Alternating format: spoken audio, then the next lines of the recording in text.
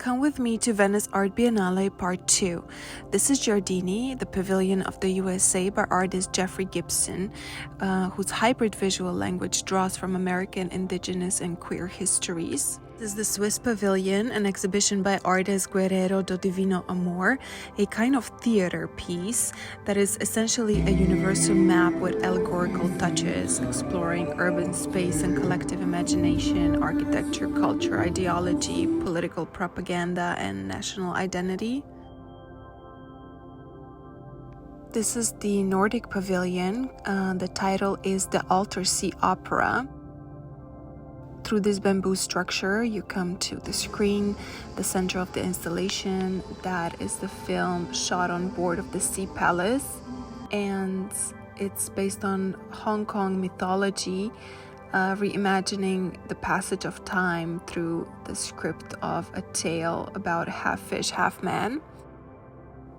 This is the German Pavilion. That is an ominous, menacing work. This is the main room. That is a multi-story installation. You can see it's a interior of this house that looks really post-apocalyptic, with dust everywhere and dirt, and it looks abandoned, with strange insurance letters on the walls, and at the top you could see a clear view from the pavilion towards the lagoon. The central area leads to this inner world of a spaceship, which was created in a virtual reality, but you can also see here the interview with an expert in science fiction as well as Jewish mysticism and theory that was the inspiration for this work. And it's called The Monument of an Unknown Man by Ersan Montag. This was my favorite one. This is the French Pavilion by Julien Cruzet. I hope I pronounced it right.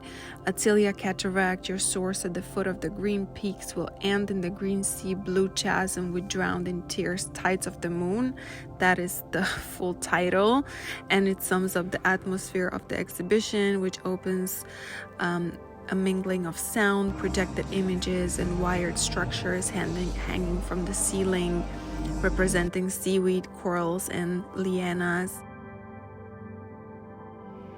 And the Czechoslovakian Pavilion, the heart of a giraffe in captivity is 12 kilos lighter, about violence, exploitation of nature. This is Brazilian Pavilion, Austrian Pavilion with these old phones. This is the Serbian Pavilion. It's about the border crossings and things you can see at the border, and trying to recreate that experience of being there.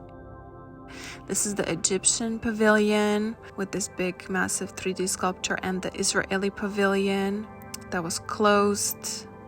This is about labor and paintings of different labor. This is the Brazilian Pavilion, We Are Walking Birds, which is a presentation of Native people and their artistic production, especially their resistance of knowledge and practices of coastal inhabitants. Here we're walking towards the main building, and we're really late that it's actually about to close, so I only walked into the bookstore and got some books. The Data, Culture Strike, about artivism and protests in the art world, and then we got some really amazing food. This is tuna steak. They actually ran out of it, but they gave us like the last pieces they had, and we really enjoyed it. Oh my gosh, and this is carpaccio, spaghetti with stracciatella cheese and zucchini flowers. Here we're walking towards home, and it was a beautiful evening. San Marco, where they had an event or a concert going on. We didn't go in, we didn't have tickets, so we passed by into one of the smaller streets, and we ended up getting an amazing ice cream here at this shop. And stay tuned for part 3.